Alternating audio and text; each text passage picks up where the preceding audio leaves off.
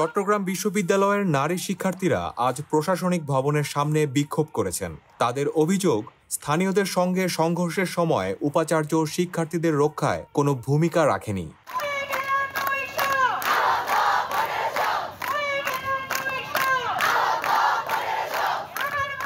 এ সময় তাদের নানা স্লোগান দিতেও শোনা যায়।